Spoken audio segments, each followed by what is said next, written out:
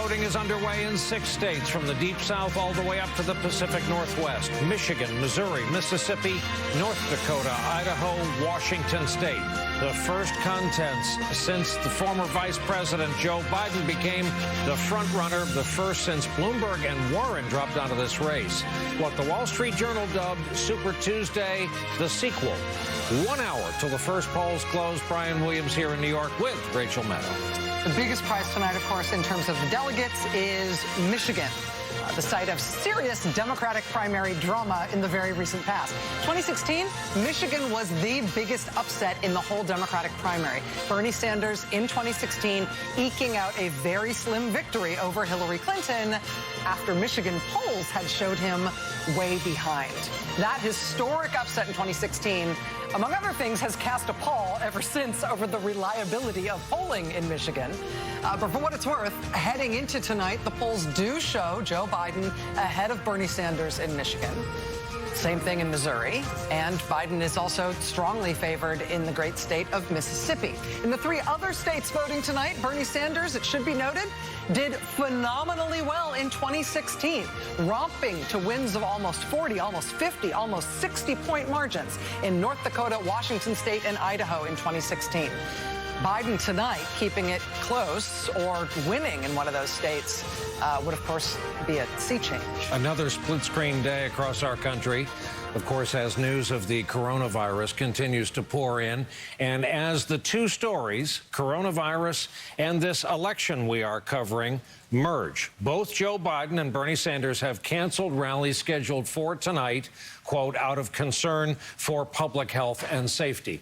The number of confirmed coronavirus cases in the U.S. has nearly doubled in just the past day and a half. The governor of New York has set up a 1-mile-wide containment zone around the suburb of New Rochelle, north of where we are here in New York City, deploying the National Guard. Colorado today declared a state of emergency, as did the state of New Jersey, after reporting their first coronavirus death. And then there's Washington State, one of the centers of this outbreak, where voters are at the polls today and tonight. It's an open question whether and if and how much the coronavirus will affect these primaries. In Washington State, which has been so hard hit, they vote by mail, which is interesting in terms of thinking about how concerns about the virus and about people coming together in too large of crowds might affect the dynamics in terms of today's primary. Despite everything else going on, we should mention that Washington State has been saying, heading into tonight, that they expect they might hit record turnout in this primary. Ohio, which votes next week, they announced today that they're moving polling places in 88 counties, basically taking them out of nursing homes and senior citizen housing facilities out of an abundance of caution.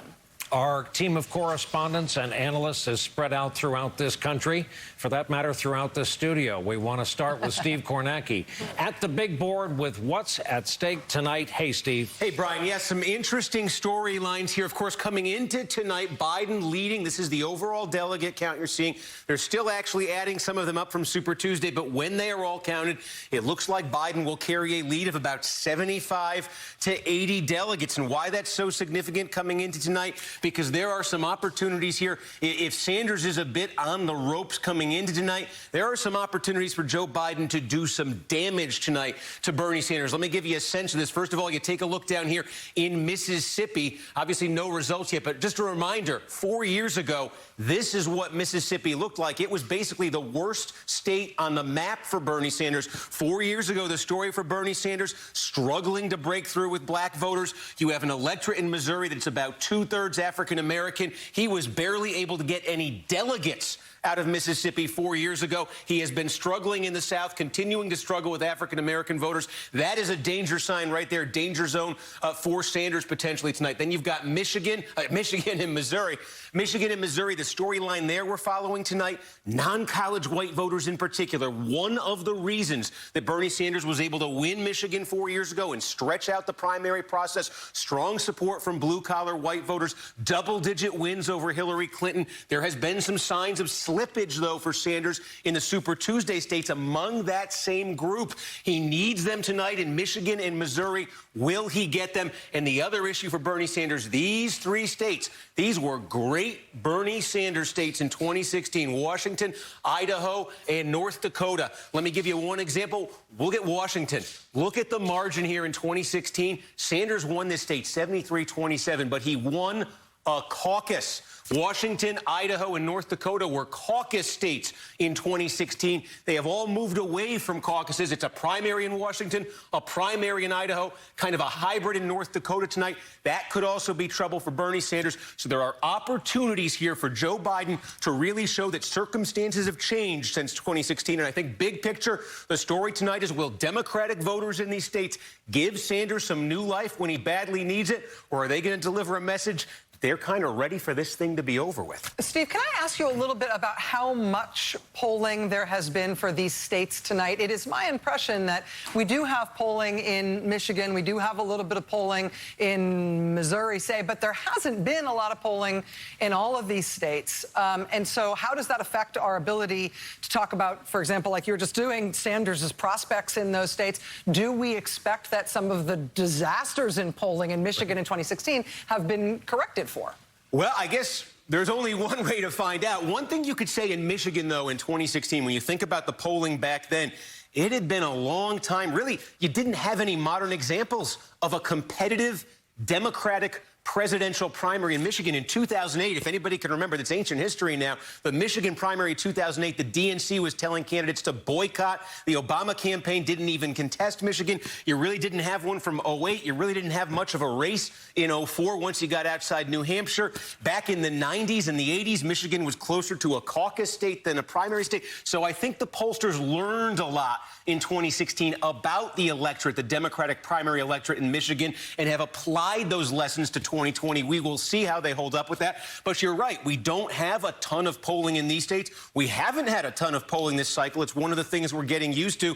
Again, when you say trouble signs for Sanders, it's the polls. It's also just the fact that in the other states that have some demographic characteristics similar to Michigan and Missouri, you've seen already some underperformance for Sanders. So he's got to change that tonight. Steve, if I might, the bigger news at your board seems to be the massive northwest state of Washoe that we have formed. Yes. Oregon got left out somehow. I missed that, and that's a powerhouse as states are concerned. A lot of landmass out there. Michigan, as we've been saying, as we will continue to say, the biggest prize of the night, 125 delegates at stake. Democrats flipped 2 House seats in the Detroit suburbs during the 18 midterms. With us from Livonia, Michigan tonight, Chris Jansing standing by. Hey, Chris. Hey, if this is one of the places that Democrats are hoping they will be able to flip back in the win column in November, this is exactly the kind of voting place, the polling place you want to watch. There we see folks voting in 2 different precincts. There are 3 more over here. The numbers have been steady all day long. I just got the latest 7 o'clock numbers. We're up around 1,900 according to the city clerk. Those are very, very strong numbers. But why here? Why is it important? Well, in this suburban area, the county itself, Brian, went very strongly for Hillary Clinton. But this polling place overwhelmingly for Donald Trump in 2016. In fact, it was considered to be Trump country then. Wait 2 years, one of those seats you just talked about, one of those congressional seats flipped to blue. It's something that Democrats believe that they can do again, and they're watching here very closely. Now, talking to voters here, it's been kind of fascinating because I am used to, I've been to Michigan many times when you go to Midwestern states, and in fact, the states I've been to so far, you hear things like health care, the economy. Now you might hear coronavirus. I heard absolutely none of those things. Here's what I heard over and over again about why people felt it was important to come out in the primary. Chaos, complete and total chaos, turmoil, get Trump out. One person here did say she was going to vote for Donald Trump. Not surprising that it was a lower turnout for Trump supporters, given that although there are other Republicans on the ballot, it's a fait accompli. But among the Democrats, they are completely and totally driven in their vote by the idea of who can best beat Donald Trump. One more thing about that coronavirus. This is one of 13 states that does not have any cases of coronavirus. So if you look along these tables, they had ordered a case of hand sanitizer for folks, but nobody was using them, so I don't see any of them anymore, Brian. Lucky them to be able to order a case. Chris Jansing, thanks. Bernie Sanders, as we've said, won Michigan 2016. A win there tonight would be vital to his hopes of keeping going. Garrett Hake is with us from Grand Rapids, Kent County, Michigan, where Sanders won 63% of the Democratic vote last time around. Hey, Garrett. Hey, Brian, that's right. Sanders didn't just win this county. He romped here 4 years ago. And among voters I talked to today, it seems likely he'll do well again. It was interesting listening to Chris because I heard a lot of the same thing here. This might as well be a different state economically and culturally from where she is, closer to Detroit. But I did hear a lot of the same thing. Democratic voters agonizing over who could best beat Donald Trump as the driving issue for voters here. Another storyline I'm watching tonight, it could be a late night here in Michigan. Part of the reason for that, Michigan expanded their early vote, essentially any cause absentee, vote by mail for weeks leading up to the primary. Well, that led 800,000 Michiganders to turn in absentee ballots, which by state law can't be opened until today. So Michigan's Secretary of State says they won't finalize their counting probably till sometime tomorrow afternoon. Now, for folks who are watching the coverage all night long, that doesn't necessarily preclude news networks like ours from making a call when we have enough data to project what's going to happen in the rest of the state. But for the actual vote counters here in Michigan, it will be a very late night, a sign perhaps of increased turnout across the state, although you never know exactly whether those early votes just cannibalize people who might have otherwise showed up here and wait in line if they did not have that option. Brian. Garrett Hake in Michigan. Garrett, thanks. As we like to say, what could go wrong? Well, it's fascinating. We should bring in our colleagues, Nicole Wallace and Gene Robinson. It's good to have you guys here. I mean, on that point in Michigan, Michigan is one of these states where lots of people have early voted. They made it so you don't need an excuse, as Garrett was saying, to early vote this year. Right. So it's like doubled in terms of the number of votes that they got in 2016 by these methods. But Michigan is one of these states where if you change your mind or the candidate you vote for dropped out, you can, I think the deadline was yesterday, you can go back to the state and say, no, don't open my ballot. Sorry, I could tear that up. I got a new one I want to give you. Yeah. And so, I mean, which is kind of awesome from the voter's perspective. It gives you a second chance. But from the perspective of actually tallying these things up, opening all the envelopes and counting them, it's going to be a long time. And it could be a long time before we have any sort of final determination about what's gone on in Michigan. Bay City, Michigan is a place where I embedded myself after Trump's election with voters who had voted for President Obama 2 times and then flipped and voted for Donald Trump. They are the kinds of voters that Bernie is targeting. And over the last 2 days, I've talked to the Sanders campaign and the Biden campaign. And one thing that's interesting that they both acknowledged is the power of the national narrative. And you just don't hear that a lot from campaigns. Campaigns are hardwired and programmed to chalk it up to state-by-state elections. That's what you say. We're going to take our message to voters in this state.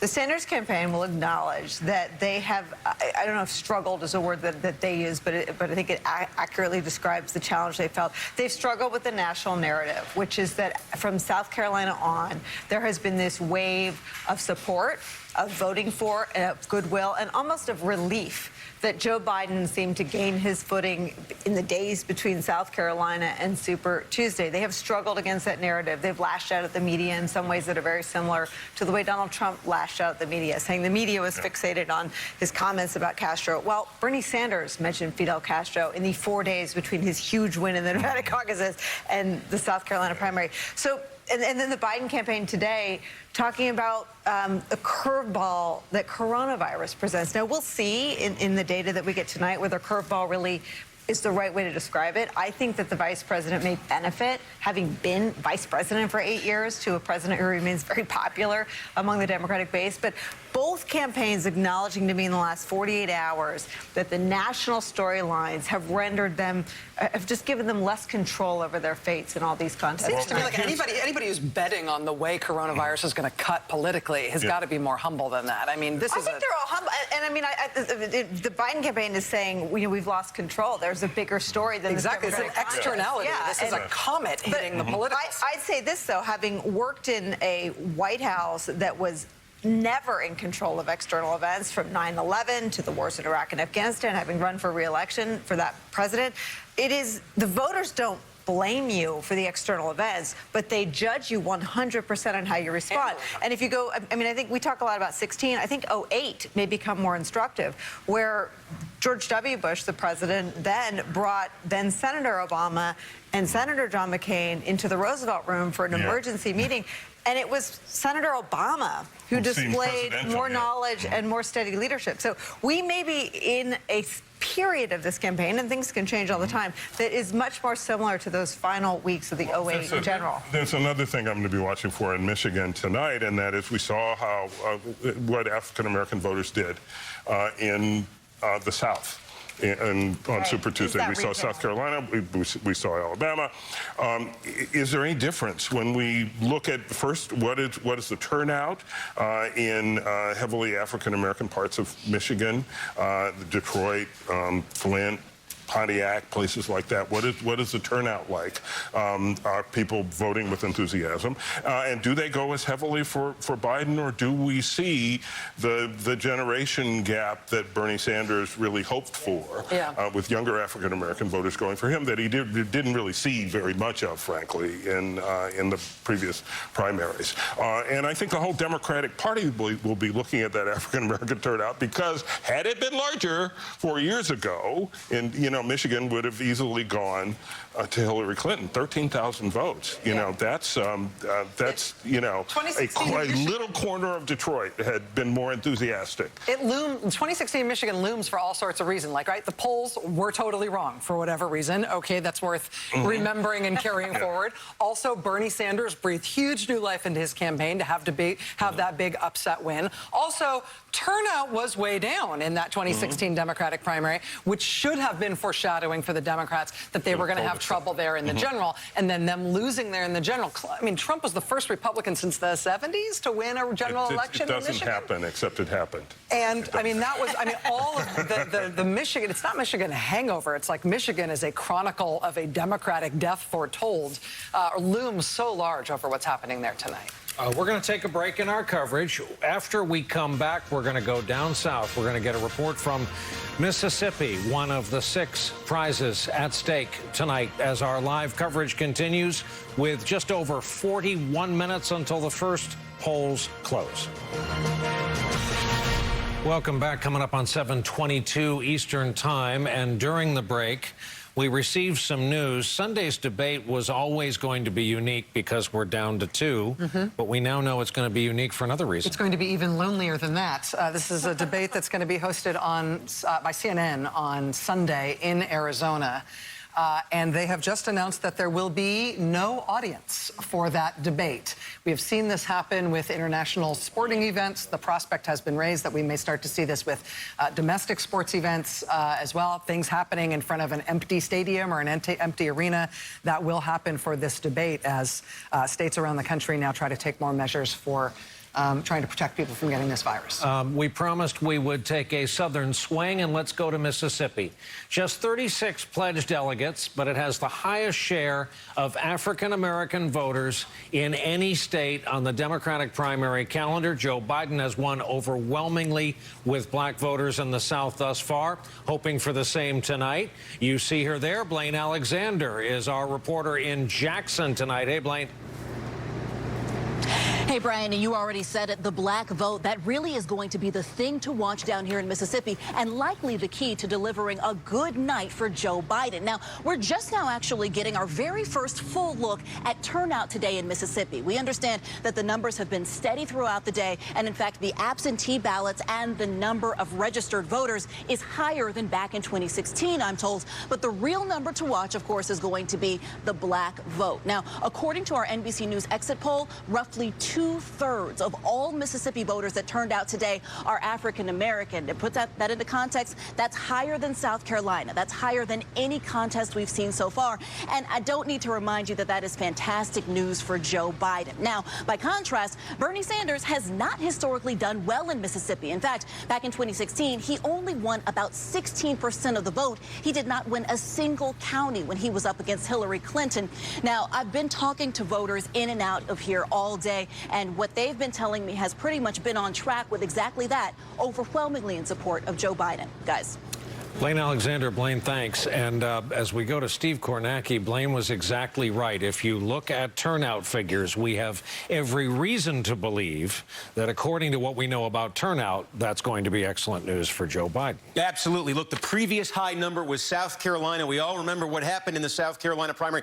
It was 57% African-American, the Democratic electorate there a couple weeks ago. Tonight, this exit poll is saying 64% black. Actually, in 2016, the number was even a little bit higher than that. It actually cracked 70% in Mississippi. But this is going to probably be the highest black share of an electorate we see in this primary season. The significance of this, obviously, take a look here at, this is going to be a little slow loading, but here you go.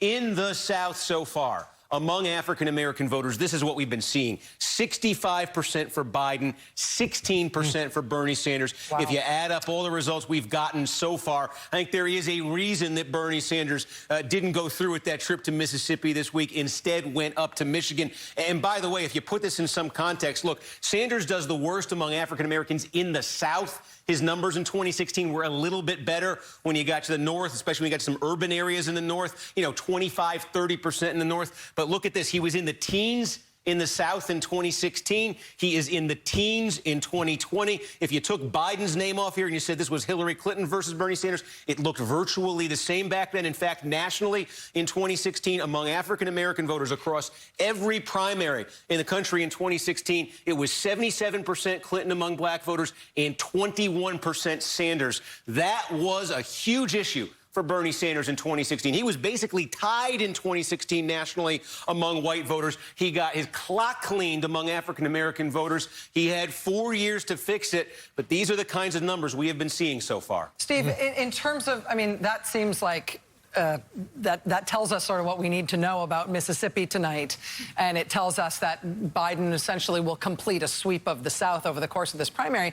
But how much do those numbers with African Americans affect Sanders' chances tonight in Missouri and in Michigan? So, yeah, you talk about Missouri and Michigan, and I think we can show you this. Let me see if that's next. Here you go. So this is from what we've seen so far in terms of the black share of each state. We mentioned South Carolina was 56 when the final numbers were tabulated. Right now, what we're seeing in Michigan is an electorate that is 18% black. That's according to our exit poll right now. And in Missouri, we're seeing 17%. That Michigan number, I'm going to put a box around that. In 2016, the number in Michigan, actually in the exit poll, ended up at 21. And that made Michigan the state in 2016 with the highest concentration of black voters that Bernie Sanders was able to win. He did not win a single state in 2016 with a higher share of black voters than in Michigan. Of course, he barely won Michigan, and you're seeing numbers 18, 17. So keep that in mind as these numbers come in, too. Steve Kornacki, thank you very much. Let's bring into the conversation our friends Robert Gibbs and former U.S. Senator Claire McCaskill. Claire, I wanted to ask you, when we're looking at Michigan here and we're looking at your home state of Missouri, we have seen some polling, but in a lot of ways, the expectations tonight are set in part because of what happened in 2016 when Sanders was running against Hillary Clinton. Is Sanders versus Biden a replay of Sanders versus Clinton in states like Michigan and your home state of Missouri? I don't think it is. I've been home for most of the last week and been out talking to people, focus groups in grocery stores, focus groups among my kids' friends. And I really think Bernie came within 1 point of Hillary Clinton in Missouri in 2016 and won Michigan. I think that Biden is going to have a big, big win in both states. And what I've figured out, I think, is a lot of the Bernie vote in 2016, fair or unfair, was anti-Hillary. It wasn't so much pro-Bernie.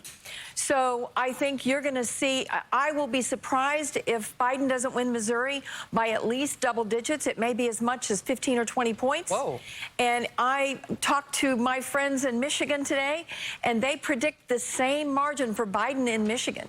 Claire, I'm just the one off camera saying wow and whoa, like I'm at home watching TV. Sorry to all of our viewers. I forget sometimes. I feel like I'm watching you guys. Organic. I'm sorry. Yeah. But wow and whoa. And let me ask you if you think that some of Bernie's choices since his big win in Nevada have something to do with that. I mean, to leave no room for nuance around the South Carolina win, to just try to blame that or brand that as the establishment coming to Biden's rescue. It didn't ring true, one. It isn't true, two. And Biden was pretty quick to give the credit to the people that deserve it, the African-American voters of South Carolina. Yeah, and I don't know if this is going to be true in Michigan, Nicole, but in Missouri, we're seeing a double-digit increase in older voters and a decrease in younger voters. And when you find good things to say about Castro, and when the word socialism is being bandied around as much as it has been, that really hurts with older voters in a state like mine. Wow. And I was just going to ask about the Trump factor, too, Claire. You know, it seems like Trump has had, you know, his conduct around the coronavirus crisis has been questioned by even some Republicans. Even his former Homeland Security advisor is out there sort of waving his arms frantically, pointing people toward real facts. Do you think that that is having this sort of sobering effect on Democratic primary voters? There's no question, and I heard Chris Jansen say that she heard voters saying chaos and total chaos. People have fatigue over the mess. And this administration is not showing strong at this moment. And that's when presidents have to lead and do so responsibly. And I actually think this corona thing is really, really going to hurt Trump, and it really tonight, I think, is going to help Joe Biden. Hey, Robert Gibbs, we have all been talking tonight about these 6 contests as if Michigan is the heavyweight, not just in terms of delegates, but in terms of momentum and the effect on the overall Democratic primary. Is that the right way to be looking at it? What do you think is most important about these 6 states? Well, I would start to think of this race not as states anymore, because while they're easy to fill in on the map, and I don't want to put Steve Kornacki out of a job here, but it really is all about delegates. Delegates. Even in a psychological win 4 years ago in Michigan, Bernie Sanders only picked up a net 4 delegates on Hillary Clinton. And I think why tonight is so important for Bernie Sanders, this is the best political real estate that he's going to traverse in the month of March. And if you take these 6 states 4 years ago, he picked up 46 delegates, and we talked about it because 3 of those states were caucuses. He has got to break the delegate math tonight. We're running out of time if you're the Bernie Sanders campaign. You talked about those southern states and that African-American vote. In the next 2 weeks, we have Georgia and Florida. Together, that's almost 100 more delegates than Texas.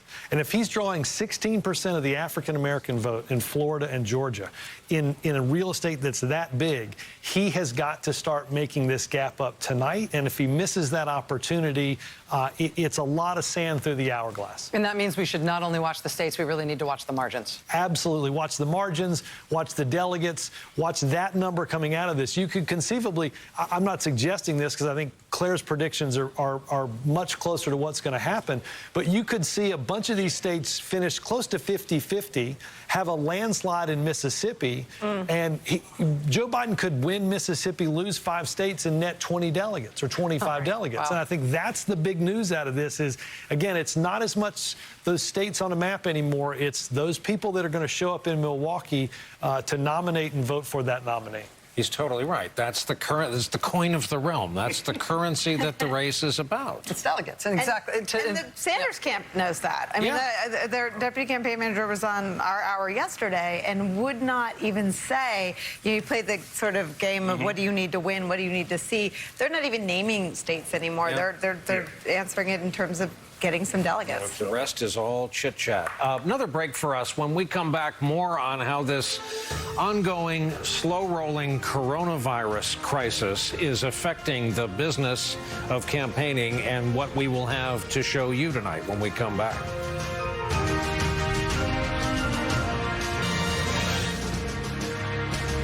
The voting tonight in St. Louis County, Missouri, with 22 minutes and change to go until our first polls close.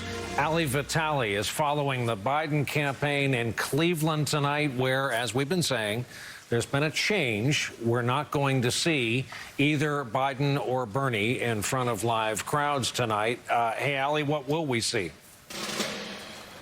Brian, this could become the new reality out here on the campaign trail, not being able to see the candidates in their normal territory. I actually just saw one of the Biden campaign staffers taping a note to the door at this event center saying the Biden event is canceled. And that's because of these ongoing fears about coronavirus. I just heard from the DNC who said they're making some changes to the debate format for next week, most notably that there won't be a studio audience in there watching the debate along with us. Another difference, CNN now saying that there won't be a spin room or a filing center for media who go there to cover it. And I think that this just presents a new phase in this campaign, a new reality for those of us who cover campaign politics, because you and I both know that's the bread and butter of covering politics, is being face-to-face with voters, all of those face-to-face interactions that are so important. And frankly, it just harkens me back to Iowa when the candidates were thrown another curveball with the senators having to be in Washington for impeachment. Voters then telling us that they weren't faulting the candidates for this new reality that they had to deal with of being in D.C. I imagine that's what we're going to hear going forward if the campaigns continue to have to cancel events for coronavirus. But there really is no substitute for that face-to-face campaigning. And this is what all of the candidates now still in the race are going to have to face as we head into this next phase of the calendar, dealing with wanting to win states, wanting to be around voters, but also wanting to be safe about it. Sunset in one of the great American cities tonight with grim news, however, for retail politics. Ali Vitale in Cleveland. Senator Sanders, as we mentioned, also canceled his rally. Also in Cleveland, Josh Letterman covering that campaign tonight. Hey, Josh. Hey, Brian, shock and disappointment here at the planned rally for Bernie Sanders in Cleveland that is now not going to happen. We've been seeing people exiting the building, packing up boxes. They had been planning to sell stickers and bumper stickers. Now that's not going to happen. Bernie Sanders actually just landed in the last couple of minutes in Vermont. He diverted to Burlington once he canceled this event. We don't yet know whether we will actually be able to see Bernie Sanders this evening as these results are coming in. But we did just hear from Sanders in a statement expressing concerns about long voting lines, not only in Michigan, but also in other parts of the country voting today. Bernie Sanders calling that, quote, an outrage and calling on polling officials to keep the polls open longer if necessary to allow more people to vote. Here in Cleveland, we're hearing concerns from some Sanders supporters that given the way that Bernie Sanders tends to campaign with these massive rallies, less retail politicking like Joe Biden, instead having these really large events, that if he's not able to do rallies because of these coronavirus concerns, that's going to have to fundamentally change the way he campaigns going forward. Brian? Josh Letterman, thanks. Two notable things there. Without a spin room, how are we going to know who won the debate? Secondly, and more seriously, Bernie Sanders, who has already carried Vermont, going home to Vermont tonight. Yeah, this is interesting. I mean, it was interesting alone that we've got 6 states who are, that are voting tonight. We've got, Michigan, Missouri, North Dakota, Idaho, Washington, all these states.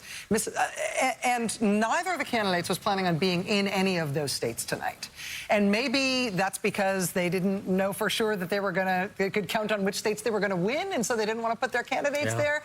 Maybe, I mean, looking ahead to next week is not crazy. Next week is 4 very important states. Big ones. Ohio, Arizona, Illinois, and Florida, all big states. Yeah. But for both candidates tonight to be planning to be not only not in any of tonight's states, but both of them in Ohio and both of them in Cleveland, and then both of them canceling, was strange enough. Yeah. Now to have Senator Sanders going home. Yeah, no, you would expect, Senator Sanders is behind in the delegate race. You would expect him to still be, I would expect him to still be in Michigan tonight. I mean, rather than hopping on to the next state, because he's got to play for this week. He's got to scramble for those delegates that Robert Gibbs was talking about. Every delegate counts. He's got to make up some ground, because next week doesn't look that great for him. So it is surprising to me. If your Cleveland rally gets canceled for reasons beyond your control, well, at least then you've lost. That's a sort of sunk cost. You could go back to one of the states that's voting tonight. You're actually very close to Michigan, when you're in Cleveland, and so to go to Vermont, it just seems like an odd decision. Well, I also think that the Sanders campaign is going to have to make different strategic decisions. They're going to have to make the same kinds of strategic changes that the Trump administration and the Trump campaign is going to have to make. That is how they present themselves to voters. And both Sanders and Trump have had success doing it their way. Joe Biden has never been a rally convener or a gifted rally, speaker. And I don't say that as an insult. I say that as, different politicians have different strengths and weaknesses. And giant rallies are not Joe Biden's. But I think this crisis, and we'll learn more, I think, as the night goes on. But this is now a thing. And all campaigns, including the Trump campaign, have to sort of, regroup and figure out how they're going to present themselves to voters moving forward. And they cannot. I mean, the campaign that jeopardizes someone's safety is the campaign that will never escape that brand. So they all have to go and meet with law enforcement. They have to meet with health. They have to make sure that they're moving their candidate around in a way that protects the candidate and their supporters. And you can't just say, elderly and immunosuppressed people, please don't come to the rallies, because the problem, of course, is that healthy young people could go to the rallies and then take it home to elderly, immunosuppressed people who could then die. And I mean, that's the problem. That's the reason you restrict these sort of Bernie Sanders has also, we shouldn't understate, he has not had a great stretch. I mean, the endorsement from Elizabeth Warren didn't go to either one, but it did not go to Bernie Sanders. The endorsements from Kamala Harris and Cory Booker went to Joe Biden. He deployed them in Michigan. I mean, Bernie Sanders has had a challenging stretch, and the idea that he's sort of regrouping or meeting with staff makes sense. Maybe this is a larger regrouping. I mean, you're right. I mean, he lost Maine. He lost Massachusetts. He got beat by 30 points in South Carolina, and the ensuing week has not been good. I will still say that I'm surprised to see him going home, but maybe they are hitting the reset button.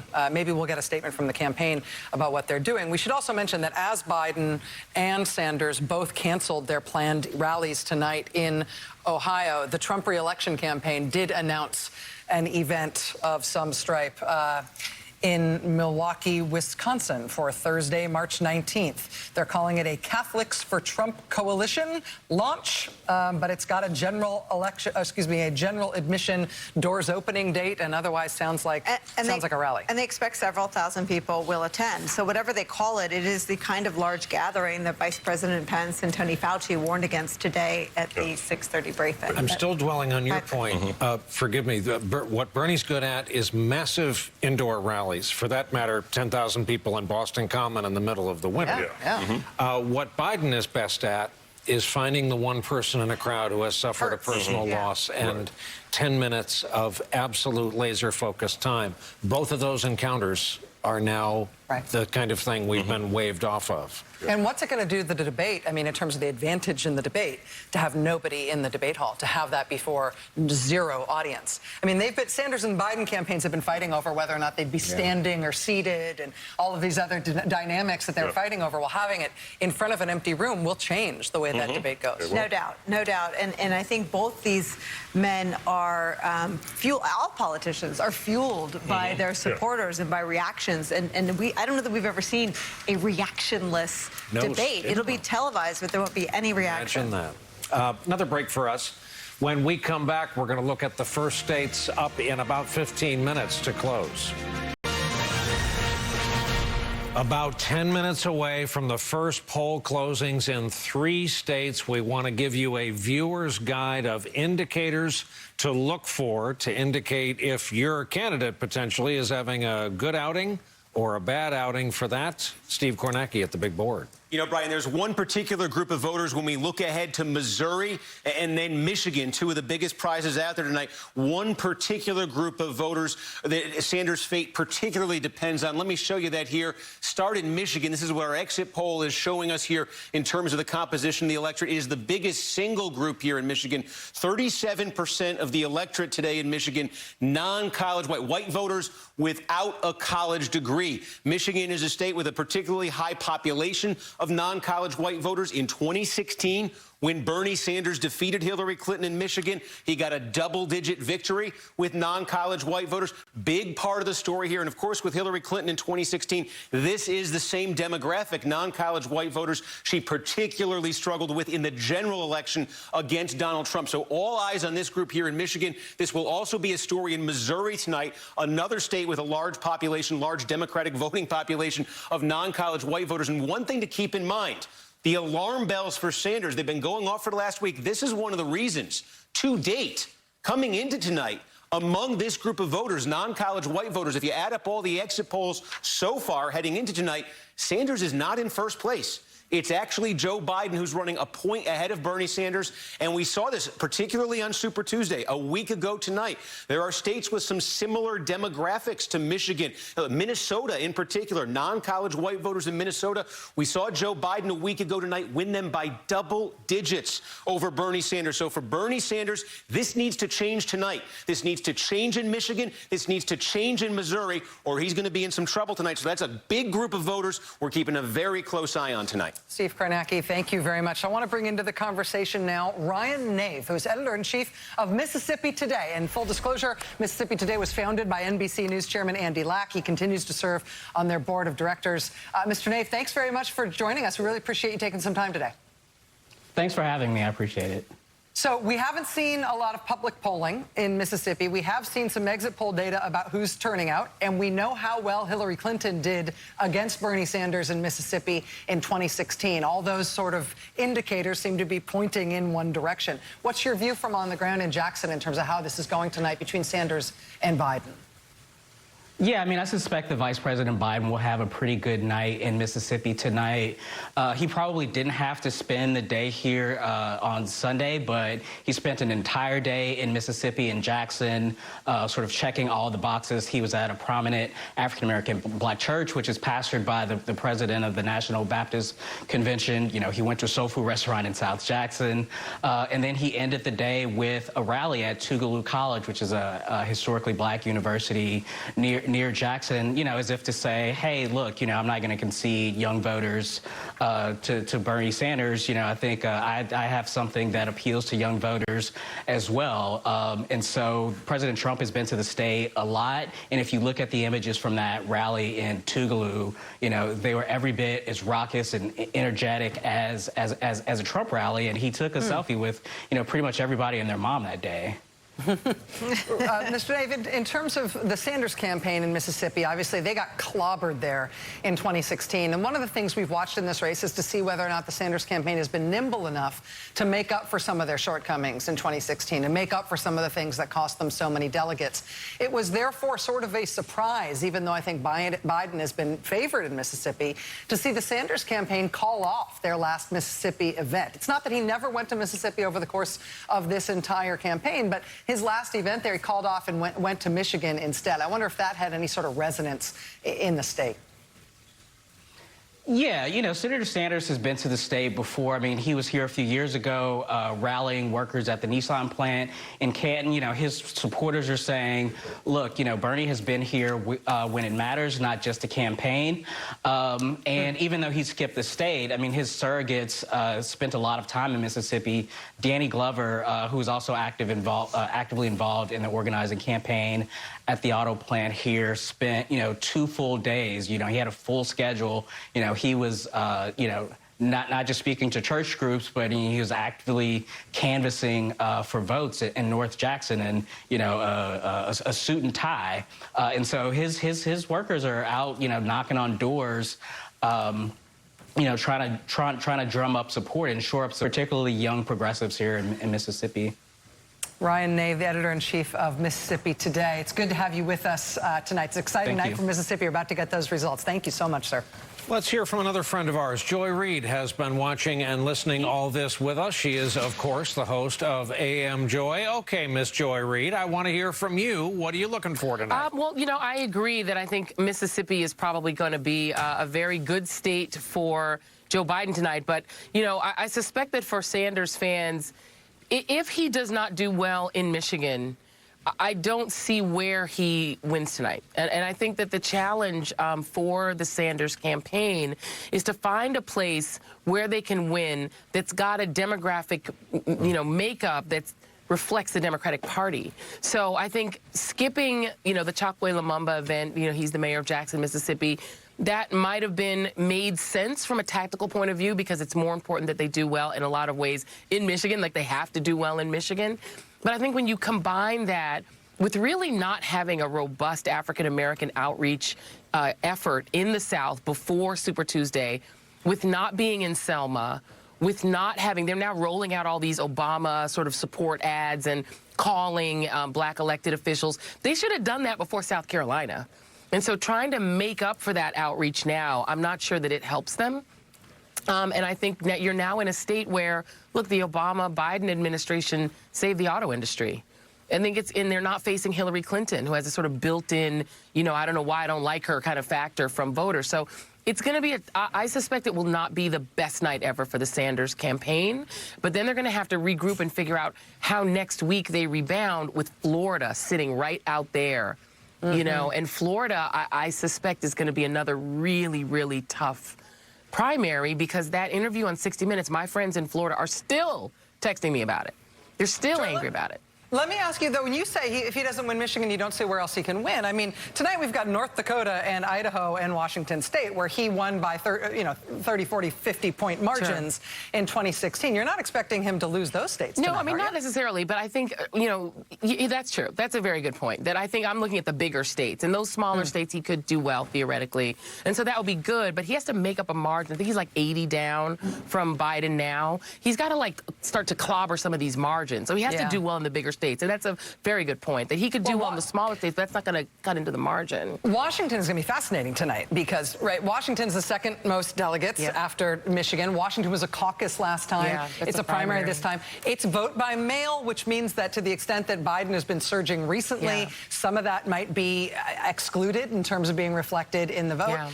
The polling in Washington has been very hard to read, even though Biden won. I mean, even though Sanders won by such a huge margin in 2016. I mean, that's going to be late in terms of those results. That's going to be, it's not even at 11 p.m., not till, it doesn't close until 11 p.m. Eastern. But I think some of those states are going to be fascinating. And Washington, isn't that the state where it had a primary, right? And so the primary is different from what a caucus looks like. So it'll... Oh, they had both in 2016. Right, and Hillary Clinton did better in the primary. So we'll see. And I think the other thing, and I would just take a look at, and I don't know if you guys are, this is sort of in your text message world and the political operatives that are texting me, a lot of talk about how coronavirus is changing people's attitudes. And sort of shaping the way that people are thinking about this vote and thinking about who they want to be the next Democratic nominee. That is actually really weighing in. I think a lot of people are thinking about that when they're thinking about who to vote for. It seems to me with the coronavirus stuff, clearly it's going to have a political impact, but it seems to me like the political impact in terms of the arrow vectors is like an asterisk. Yeah. It can cut in any direction. You don't know where it goes. You don't. And I mean, we have a bad response as a country right now to the coronavirus, a bad and irresponsible response. What does that make people want to do in terms of their politics? It's not actually clear that people will have a rational response in that way. And I will give you one sort of quick little anecdote from a friend of mine that lives in Flint, Michigan, who's dealt with the Flint water crisis, comes from a union family, who is actually very strongly for Bernie Sanders. And I said, what about the union health benefits that you negotiated, that your families negotiated? And what this friend said is that's not necessarily something people want to hang on to, because if you're really sick, let's say you lose your job, you lose that anyway. And so there's still a lot of insecurity in some of those union families. So that could help Bernie Sanders in Michigan. Absolutely. On that point, though, about Corona, I talked to political strategists that work on Senate campaigns, Democratic and Republican, and they think that a lot of Democrats may be landing on Biden because there's too much at stake. It's too risky to go for the revolution. We just need someone we can trust to get us through this Corona crisis. It certainly has been a dynamic we have